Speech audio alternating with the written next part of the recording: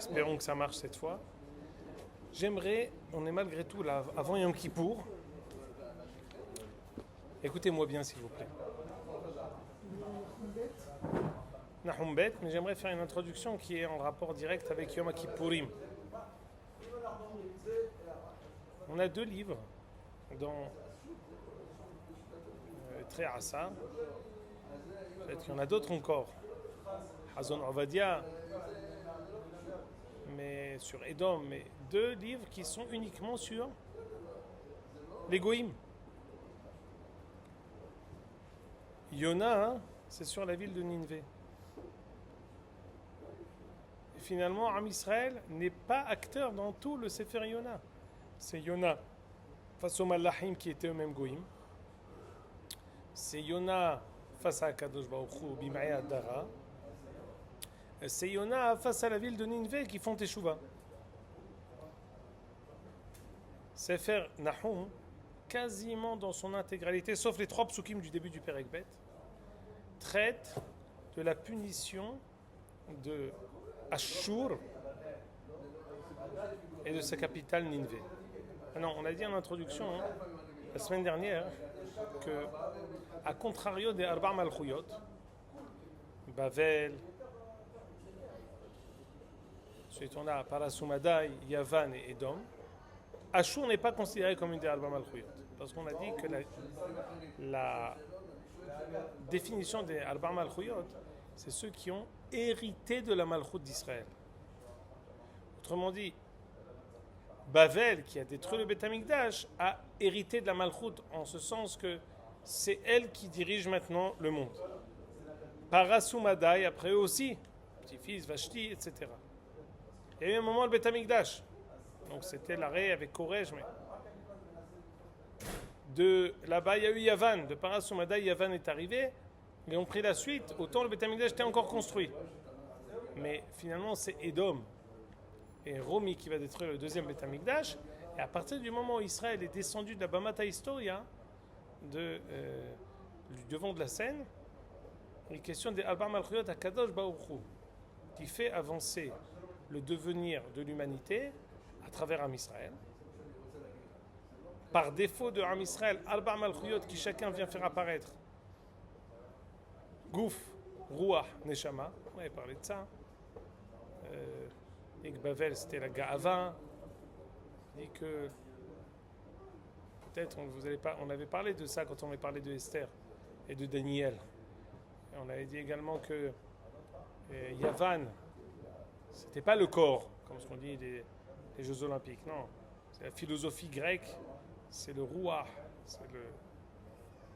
et pour arriver à ensuite Parasumadai, qui eux sont le gouffre, sont Shemonim Atiom en train de manger, mais sur Balim Kedov. Donc, Nebuchadnezzar c'est le Nefesh, c'est la Ga'ava. Le Yavan c'est le Sechel. Parasumadai c'est le gouffre. Et Edom c'est les 3 en même temps. On dit c'est la fin, c'est la dernière galoute qui a pris en fait, c'est le malach qui monte et qui ne descend pas jusqu'au Mashiach. Et on est censé ensuite, quand on arrivera pour le Mashiach, le tikkun du monde entier. À notre niveau, on n'est pas là, on est en vue des kibbutz galouyot. Nous vivons maintenant le kibbutz galouyot, des temps messianiques. Nous voyons aujourd'hui, pas seulement des bourgeons, mais de manière quasiment effective, la banqueroute totale de la civilisation humaine, pas seulement la civilisation américaine, la civilisation européenne, de la civilisation mondiale. Comme ce que le Rav Tao nous a dit, je vais raconter cette histoire-là très intéressante. Il y a une mairie de Samarie, en Shomron, qui est partie en Scandinavie, en Suède plus exactement, pour apprendre, avec là-bas, tout est, on dit en hébreu, metouras, tout est industrialisé. Et nous aussi, on a encore en vue la mairie avec les dossiers et tout est automatisé, tout est informatisé. tout est à tel point que sur chacun il y a un problème, on sait exactement quels sont ses antécédents, tout est centralisé, tout le médard, tout est connu. Donc il est parti là-bas quelques semaines pour apprendre comment essayer de réussir à les yael, ce qu'on appelle, rendre plus utile les services municipaux, et comment essayer de faire avancer le bien-être des habitants. Il est parti là-bas, au bout de quelques semaines, et voilà, bon, je m'en vais, j'ai beaucoup appris. C'est des villes jumelées, j'ai beaucoup appris, je suis très content. Mais j'ai vu en fait toutes les qualités que vous avez, tous les bons côtés, mais vous avez des problèmes, parce que vous êtes d'être paisible, en richesse, avec tout est le plus heureux dans le meilleur des mondes. Est-ce que vous avez des problèmes peut-être? Alors, il dit, on a deux problèmes majeurs. Le premier, c'est les suicides. Suicides. C'est le taux le plus élevé de suicide en fait, on a tout, mais les gens n'ont pas de raison de vivre.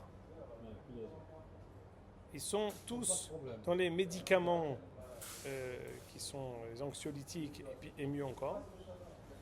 Et ils n'ont plus de goût à la vie. Et donc, le taux de suicide est parmi les plus élevés du monde. Et vous avez un autre problème? Oui. C'est un problème qui touche tous les pays qui sont développés, sauf Israël. Ça ne lui a pas dit, mais je vous le dis. C'est que la mortalité est plus élevée que la natalité. Ce qui fait que nous avons... Vieillissement de la population. Parce qu'en vieillissement de la population, nous avons des quartiers entiers de villas qui sont maintenant vides. Parce qu'il n'y a pas d'héritiers. Et les gens meurent et ils ne font pas d'enfants.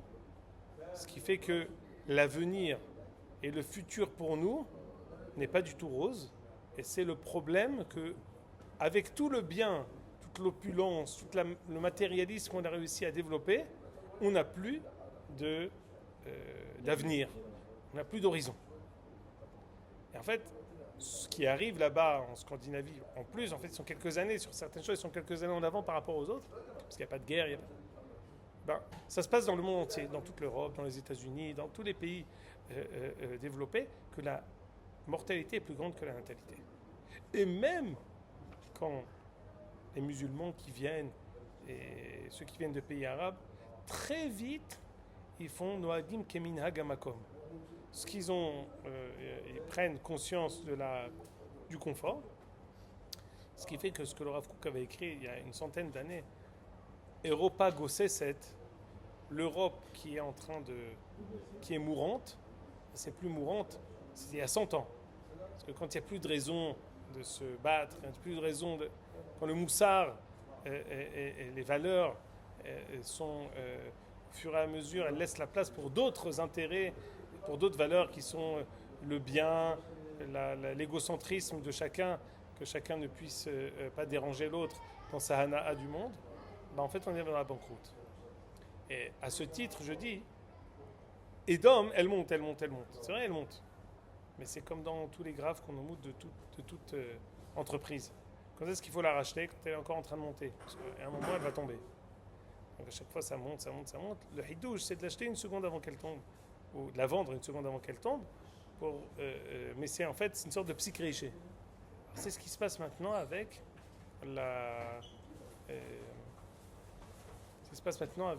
tout ce qui est l'Europe et les pays développés, les États-Unis. En cela, je dis que Am Israël est censé être l'avenir et l'espérance de l'humanité. Et quand on dit que Malchut Edom, elle a reçu en fait tous les travers des trois Malchuyot, c'est-à-dire que maintenant, au niveau Gaava, au niveau Gouf, au niveau Sechel, tout en même temps est mis au service. C'est-à-dire que même maintenant, la médecine, elle est mise au service de choses qui sont... On est moins une avant de faire ce qu'on appelle Andassa génétique des hommes. Donc, on utilise, on fait, il y a l'ingénierie de génétique. Mais ça va pour les légumes, ça va pour les animaux, et c'est encore, dans tous les pays, c'est encore interdit de le faire sur les hommes. Mais c'est une question, c'est moins une. Toute la. États-Unis, on aura, mais. Ah, tu vois, encore mieux alors. Tu vois, donc là, on a avancé. Aux États-Unis, Pas tout, mais il y a certains trucs qu'on a le droit de choisir. pas le droit de choisir. Donc, à Tamévin, Et avec les cellules souches, avec les cellules souches. Ah, je sais pas, avec les fécondations. Ah, ils choisissent le sexe du Dans les enfant, couleur des yeux, Enfin, etc. ils influencent. C'est moins une avant que. En fait, même le da'at, même le sechel, qui est censé être au service justement du pitoah ha'olam, pour faire Asher bara Elohim la'asot, il est devenu pitoah ha'olam pour notre propre fin. Ça commence à perdre les proportions envers et ta'amatov. Et Am Israël est censé, lui, être l'espérance et l'espoir de l'humanité entière. C'est ça que quand on dit Édom, il a été Ashur, lui il est apparu avant la destruction du premier Beth Amikdash. C'est Sanherib qui s'est mesuré à Hiskiyahu et qui est tombé. Et c'est Nebuchadnezzar qui l'a tué. Et Nebuchadnezzar qui l'a tué. Ensuite, il a détruit le Beth Amikdash. Donc, je reprends. On a 2 livres qui parlent de Ashur. Yona, il était au temps de Yarovam ben Yoash. Elisha, Eliaou était Yona ben Amitai. Nahum, il était au temps de Ménaché. Donc c'est 4 ou 5 générations après. Fin du premier. Du premier temple. Avant la destruction, mais 4 ou 5 générations. En fait, on a eu Yona, ce qui est très important de voir ici.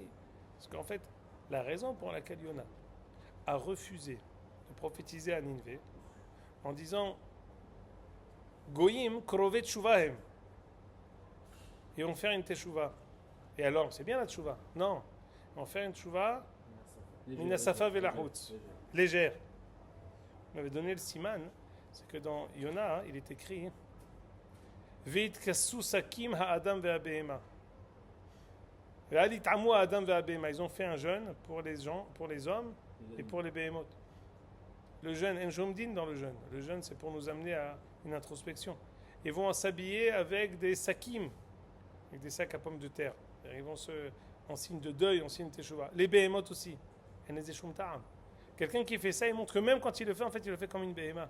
C'est-à-dire qu'il le fait sans aucune fin. On le voit, c'est vraiment pélé quand tu lis ça. C'est en fait l'inverse même du jeûne. Le roi, il descend de son trône et il se met à 4 pattes. Alors qu'est-ce qu'ils ont fait? Ils ont arrêté de nuire. C'était une tchouva minasafa velahut. Aucun changement. Et vérifier, quand on arrive à Nahum, on dit El kano venokem Hashem nokem hu leoivav. Il avait raison, Yona.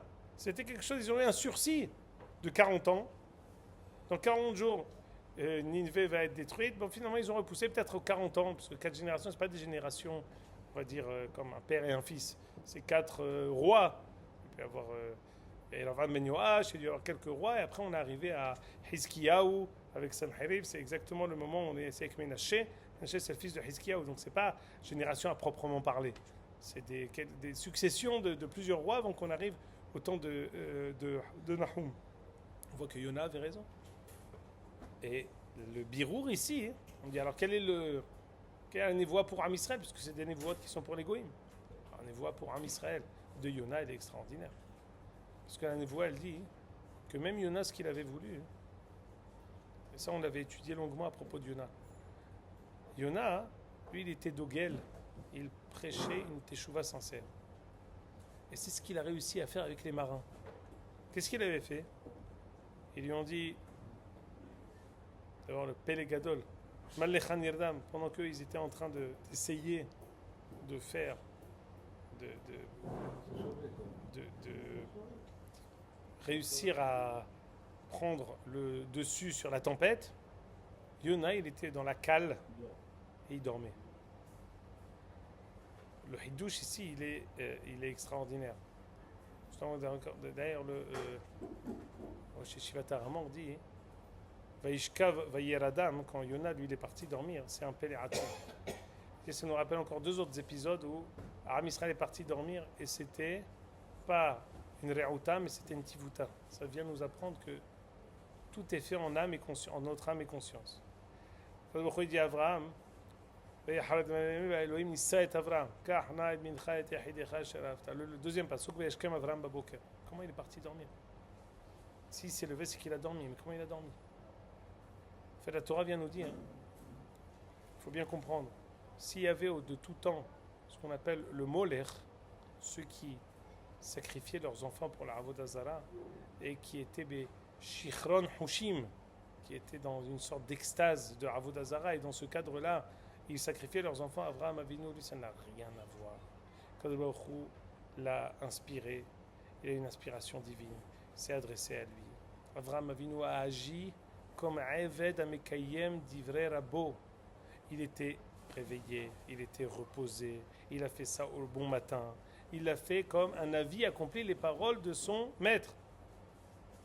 C'était un hidouche. Abraham Avinu, lui, quand il s'est levé le matin, il a réussi à dormir.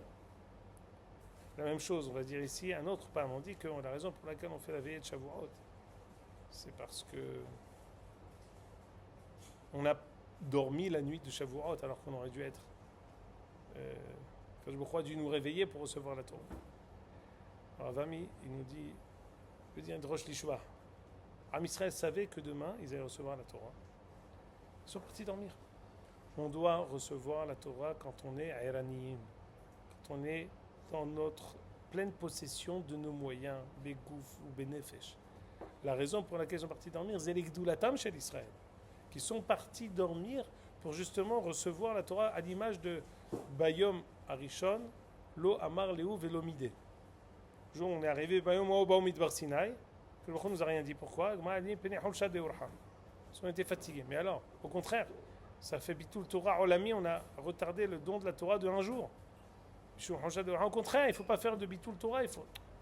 Il y a un besoin impérieux à montrer que la Torah doit être reçue quand on est dans la pleine possession de nos moyens, pas sur un gouffre halash, pas sur quelqu'un qui est totalement effacé. La même chose, Yona, on avait expliqué que la démarche de Yona était une démarche spirituelle. Asur la asot. Parce que Kovesh Nevuato Hayav Mita, on n'a pas le droit de son péché de dire ce que Akadosh Baruch Hu nous a donné. Mais il l'a fait pas comme quelqu'un qui a fait une erreur et il est entièrement en train de transpirer et dans le peur de ne pas... Non, il l'a fait en son âme et conscience. Et il est parti dormir. Et il a réussi à dormir. C'est-à-dire que le hidouche qu'il a dormi, c'est pas seulement qu'il a dormi malgré sa fuite, c'est qu'il a dormi malgré la tempête. Et même lorsque les Malachim lui disent Ma melartecha, me ain tavo, ou me eze amata, qu'est-ce qu'il leur dit? Il leur dit Ivri anochi. Il leur dit je suis quelqu'un qui est Talmid de Avraham Avinu.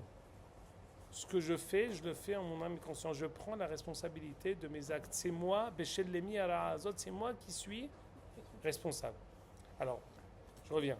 Quel est le but de la Nevoua qui a été donnée de Ninvé? C'est un autre pan, c'est Zohar Kadosh. Vous supportez. C'est-à-dire qu'il y a une justification à ne pas faire la veillée, d'après ce que tu dis. N'attendez pas de moi des réponses. Hein. Vous voulez ne pas la faire, allez dormir, pas de problème. Non, on ne vient pas remettre en cause le Zohar que le Magen Avraham ramène. Tov. Al-Kol Panim, Ani Mamshir. Ça c'est donc le but de du Sefer Yona. Hein, c'est le but, c'est de nous montrer. Parce que c'est quoi la conclusion? En quoi Yona a eu tort? Yona a eu tort qu'Akadosh Baruch Hu lui a dit non. Même une teshuva qui est minimum, une teshuva qui est, on va dire ce qu'on dit en hébreu, minorite, qui est en... Même Hirur Tshuva Yeshua Erech, comme le Kikayon, Bin Laila Aya, Bin Laila Avad, ça aussi a un Erech. Et que le Baruch Hu il les sauve. Teda le Harir, sache apprécier et estimer même des Hiruré Tshuva. C'est sur ça que dit le Bet Yosef, pourquoi on lit Yona Min Had Yom Kippur, Leodia Godel Koach HaTshuva. Donc, pourquoi on a écrit une névoie sur Ninvé? Réponse, on dit pour nous. C'est vrai pour les goïms, pour dire aussi la démarche et la volonté profonde de Yona d'une teshuva sincère. qui va réussir à appliquer, comme ce qu'on a dit que finalement, les marins qui étaient goïms vont se convertir quand ils ont vu quelqu'un de tellement entier comme Yona. Maintenant, quel est le but alors de cette névoie que Achour et Ninvé vont être détruits? Mais c'est que pour Achour, ça y est, c'est passé, il n'y a pas de... Yona, on a dit Tchouva, mais Nahum, c'est quoi le Hidouche? Alors on a expliqué que le fait qu'Akadosh Baruch Hu punit ceux qui enfreignent sa volonté, ça fait partie de la Yirat Shamayim. Ça fait partie de la Hashgaha. Ça fait partie que le Baruch Hu noten tzachotov l'tzadikim ou ma'anish la reshaim. Et un matin, on était à la yeshiva un vendredi matin, on a une kvi'ut avec le Rosh Yeshiva. Il y a eu un matin, il y a eu les Houthim qui ont envoyé quelque chose au Liran à 3h du matin ou à 3h30 du matin. Le Rosh Yeshiva, il dit, j'étais en chemin vers la yeshiva très tôt. Je suis revenu vite parce qu'il y a eu la sonnerie. Et il a dit, pour tout le tsar qu'ils font à tous les Yaldé Israël, pour tout le tsar qu'ils font pour toutes les Neshot Israël, Atidim niten et tadin. C'est-à-dire que, faut pas croire que tant qu'il n'y a pas de mort, alors ça, pour ça, ils vont pas être punis. Pour tout tsar, pour tout Nidou Deshena, à la kol, yavou bemishpat. Il ira avec eux bemishpat pour le moindre désagrément qu'ils ont causé à Am Israël et Yaldé Israël, à Tzadikim, à la kol. Ça fait partie de la Yirat Shamayim. Parfois, on peut dire que Baruch Hu azav et haaretz. Comme si il y en a qui ont été punis, mais ça ne va pas être comptabilisé. Non. Nahum nous dit quelque chose. Ici, on a dit que le fait que Nahum commence par Hazon Nahum. Hazon, c'est plus haut que Divrei. Mais Divrei Nevi'im, mais Hazon Ishayahu. Hazon, c'est encore plus profond. On peut croire que la punition, c'est juste une manière de vengeance telle qu'on l'entend. Non. Ça fait partie, comme ce qu'on a dit pour Yetziat Mitzrayim. Yaminecha Adonai Dari Bakoa, qui nous a sorti. Yaminecha Adonai Tiratsoyev. Avec la même main droite que Akadosh Baruch Hu nous délivre, c'est avec cette même main droite qu'il noie les Égyptiens, comme ce qu'a dit M. Pardo la semaine dernière. Yar Israël Nitzayim al Sefataya. Az Yashir Moshe Israël Ashira Azot Lashem. C'est-à-dire que Ayad Gedola Shel Asa Hashem le Mitzrayim. C'est pas seulement qu'on est sorti d'Égypte, c'est que les Égyptiens ont été punis pour ce qu'ils nous ont fait. Une partie intégrante de la Shira, c'est que Akadosh Baruch Hu, ce que dit David Amelech dans Yeshav Esther Elion, Veshilumat Reshaim Tir'e. C'est quoi Shilumat Reshaim Tir'e? C'est-à-dire que le Onesh des Reshaim, le Killayon des Reshaim Tir'e. Le fait de voir que les Reshaim vont être détruits, vont être punis, ça fait partie de la Yirat Shamayim. Ça fait partie de la Shlemut, de la Anhaga, de Akadosh Baruch Hu, de ce Olam. C'est Hashuv Meod. Donc, question, quel est le Hidouche du Sefer Nahum? Pour nous, c'est quelque chose qui est uniquement attribué, une névoie qui est uniquement attribuée pour la vengeance qu'Akadosh Baruch Hu va faire à Ashur. Faux! Ça, pour nous, ça a un Rechelion Meod. Le fait de savoir qu'Akadosh Baruch Hu va punir les Reshaim, c'est quelque chose qui est... Pas seulement il va punir, il va venger le mal que les Reshaim nous ont fait. Ça a un Erech Elion Meod, ça a une valeur tout à fait importante qui fait partie des fondements de la Yirat Shamayim. Ça fait partie des Yud Gimel Ikarim. Quand on dit que le Ron Ten Tzachar Tov Sadikim Ma'an Shel Shaim, ça fait partie des fondements de la Avodat Hashem.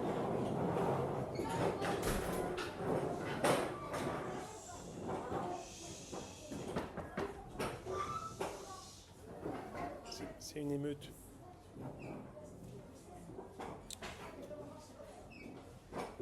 Maintenant, et on avait dit un pasouk ici. Hein. On avait dit un pasouk ici dans Perek Aleph, pasouk Zayin. C'est un pasouk que les Ashkenazim disent dans les Slihot. Et à un moment dans les Slihot, ils disent, tous les psukim ont dit que Tov Hashem lakol, Rahamav al kol ma'asav. Il y a marqué Tov Hashem le ma'oz dans Perek Aleph, pasouk Zayin. Tov Hashem le ma'oz beyom tzara veyodea hosevo. C'est très important ce pasouk. Écoutez bien Rachid. Tov Hashem le ma'oz. Le Baruch Hu, il est bon, même quand il est ma'oz. Quoi ma'oz? Quand il est fort, quand il monte sa force. Ma'ozi vezimratia. Tov Hashem le ma'oz beyom tzara. Même quand il est fort et qu'il monte son kourou, Tov. Yodea hosevo. il ne s'empêche pas de continuer à nous aimer et sa miséricorde continue à être infinie envers nous. C'est cette, on va dire, ambivalence, elle est depuis Matan Torah. Rashi nous dit, Anochi Hashem Elokera shelo tzeticha me'eretz Mitzrayim. Dit Rashi, pourquoi Kadosh Baruch Hu se dévoile en tant que Asher tzeticha me'eretz Mitzrayim? Rashi dit, Kevan sheraita oti ala yam kegibor ish milchama, Hashem ish milchama, Hashem shemo. Quand tu me vois maintenant dans Matan Torah, Kezaken Malé Rahamim, tu vas dire que c'est peut-être deux réchouillottes, c'est comme deux personnes. Ani hu shenoten lecha et Torah, ve ani hu alayam, c'est moi le même. On dit Tov Hashem Maoz Yodea Hosevo, dit Rashi. Av besha'a shu nifra me oivav, même quand il punit ses ennemis, lo zazu v'hamav mileetiv lire'av. Ne s'arrête pas de continuer à avoir la miséricorde envers nous. ולא כמידת בשר ודם, שכשהוא עסוק בזו אינו פנוי לזו. בשר ודם, je suis ou en colère, ou je suis dans des bonnes dispositions. Mais les deux en même temps, c'est pas possible.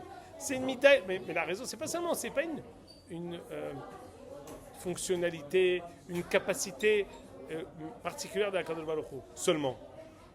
C'est aussi la shlemut de la Hanaga Elokit. C'est de nous aimer.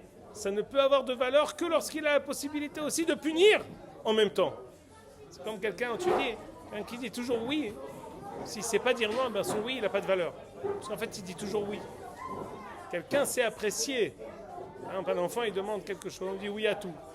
C'est pas apprécier. Donne-moi ça, oui. Donne. Quand tu commences à lui dire non,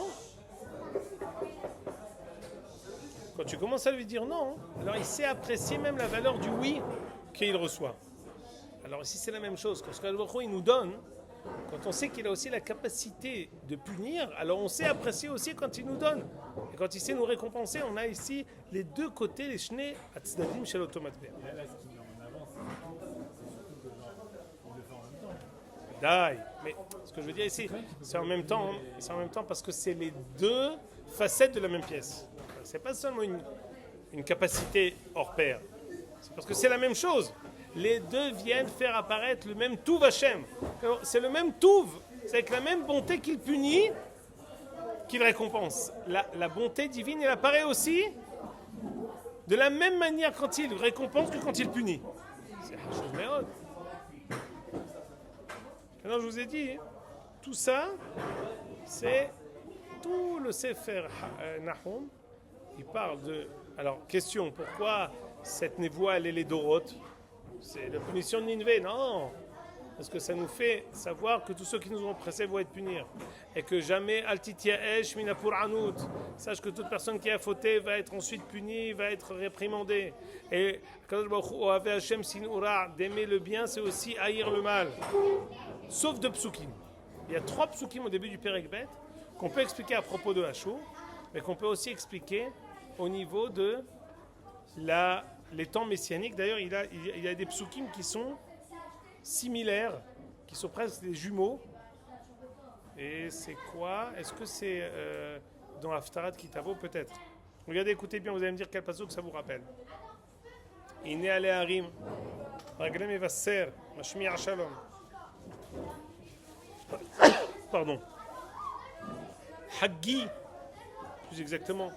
Hoggi Yehuda, Haggayich. Shalemi Nedaraich. Qui le aussi fait la avor bar ben yaal kullo nichrat. On peut expliquer ce pasuk.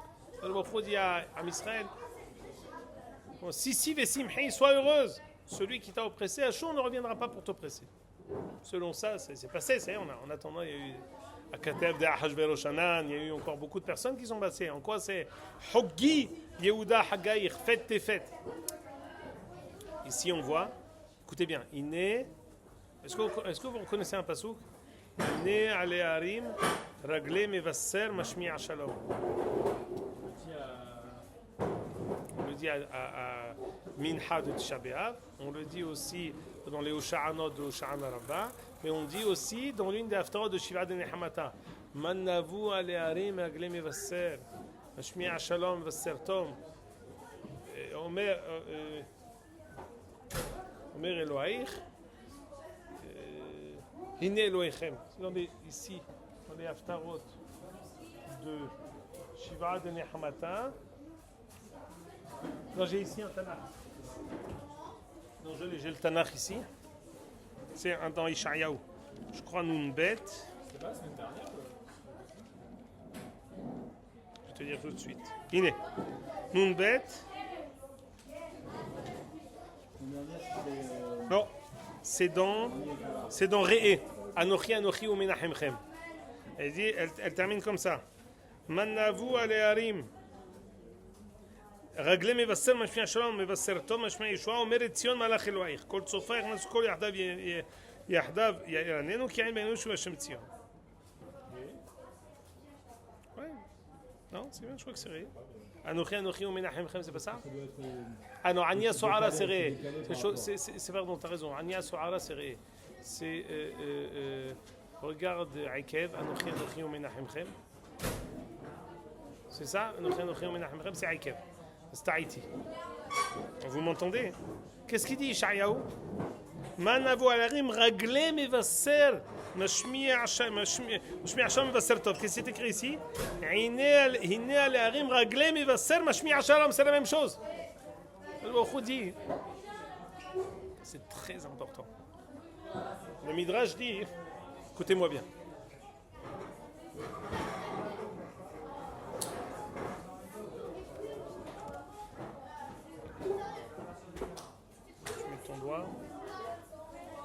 Voilà, et c'est. Je vous ai raconté plusieurs fois cette histoire. Une histoire très connue, mais à chaque fois je la répète parce qu'à mon sens elle est très importante. On sait que le Midrash Rabbah dit Aroe umot mitgarot zobazo, itzfe les raglé Mashiach. Tu vois des guerres entre les umot, attends raglé Mashiach. Attends le Mashiach. Raglé Mashiach. C'est le lachon ici. Manavo leharim raglé mevasser. Raglé, le Rambam dit dans Moreh Nevuchim que raglé, c'est les sibot. Les sibot raglé, c'est les choses qui amènent à, comme un pas. Les pieds, ils m'amènent vers quelque chose. Quand si tu vois des oumotes qui font la guerre, sache que la Kadosh Baruch Hu, il fait avancer les pas du Mashiach. D'où on sait, parce qu'après Arba'a Melachim et Hamisha, Avraham Avinu il a sauvé qui? Sauvé Lot. De qui est sorti? Moab. De qui est sorti? David. Donc, le Midrash dit, Mikan Sharoué ou Mot Mitgarot. Qu'est-ce qui est sorti de cette guerre mondiale entre Arba'a Melachim et Hamisha? Que Avraham est parti sortir le Mashiach et il s'est enfui. Aroué ou Mot Mitgarot Zobazo, il se fait les règles des Mashiach. Le Rav Kook, il est parti en Europe en 1914, la veille de la Première Guerre mondiale, pour aller à la Sifa Agdola de tous les Hachmé Europa, pour justement faire entendre la voix de monter en Israël, la construction, Kibbutz Galoui. À ce moment-là, a éclaté la Première Guerre mondiale. Il était en Suisse, à Sainte-Gallen, et il était coincé là-bas. Après, ils lui ont demandé, la communauté de Londres, de gagner l'Angleterre. Ils ont besoin de lui pour être rabbin d'une communauté. Le Rav Kook dit, je suis prêt à venir à condition que je ne prends pas la place de quelqu'un d'autre. T'inquiète, Alay. Kamouvan, il a pris la place de quelqu'un d'autre, mais il était déjà là. Quand il est parti à Londres, quand il était là-bas rabbin à Londres, il a agi sans arrêt face à la Chambre des Lords et face au Lord Balfour pour faire ce qu'on appelle la Hatzarat Balfour. Et effectivement, l'aboutissement de la Première Guerre mondiale, elle a amené à quoi? Au Hatzarat Balfour. Qu'est-ce qui est sorti de toute la Première Guerre mondiale à part des millions de morts? Rien. Il n'y a pas eu de quelque chose de dramatique. Aroé umot mitgarot zobazo, il te fait les raglé Mashiach. C'est encore un shlav qui va nous amener vers raglé Mashiach. Alors ici on dit Iné alarim raglé mevasser mashmi'a shalom. Quand il punit les umot, quand il y a parfois des événements qui arrivent, sache qu'à travers chaque événement, chaque punition qu'il fait pour les umot, il y a ici un avancement vers raglé Mashiach. Le Rav Tzouda disait Les enfants. Comment ça va, Hamoud? Le Rav Tzvi Kouk disait, si tu dis que Aroué Umot Mitgarot Zobazo et Tzfei les Raglé Machi, quand c'est deux Umot qui ne sont pas Israël, alors Kalva Homer, quand Israël est directement mêlé à la guerre, que ça s'appelle Tzfei les Raglé Mashiach Mamash. Tzfei le Mashiach Mamash, parce que ici, c'est pas seulement quelque chose qui veut dire qu'on appelle indirect. Quelque chose qui est direct, c'est Am Israël qui est directement, on va dire, concerné et impliqué, et donc c'est Mashiach Mamash et Olechom Mitkadem. Et on voit aujourd'hui qu'on n'est pas seulement, on ne fait pas partie seulement de l'histoire, mais Am Israël fait l'histoire. Nous sommes depuis 2 ans au centre de l'histoire dans toutes les irotes, que ce soit avec l'Iran, que ce soit tout, au centre de tout ce qui se passe autour de nous. Ça nous fait avancer ce qu'on appelle le pirouche ici,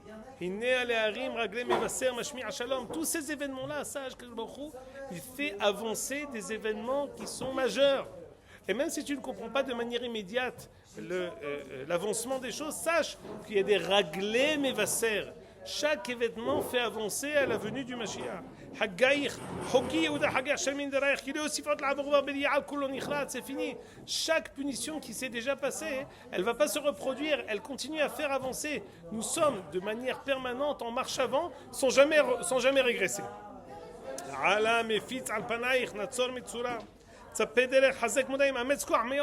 N'aie pas peur. Le pirouche ici, il est un peu difficile. C'est-à-dire que Sancheriv s'est enfui. Celui qui t'a a été Istalak, Mefitz, celui qui t'a exilé, Alpanaïr de devant toi, Natsor Metsura. Maintenant, il est enfermé et il a été capturé par Nebuchadnezzar. Tzapederech, Hazek Montnaim, Ametzko Armeod, n'aie pas peur. Sois maintenant Darour, sois prêt à attendre les pas du Mashiach. Kishav Adonai et Geon Yaakov ki Geon Israël. Que le Baruch Hu va faire revenir le Geon Yaakov comme le Geon Israël qui vekakum bokikim uzmorehem shihetu. Même si Nebuchadnezzar, même si Sancheriv essaye de nous exiler, nous a exilés, le Baruch Hu va nous rendre et va faire revenir Geon Yaakov qui est Geon Israël.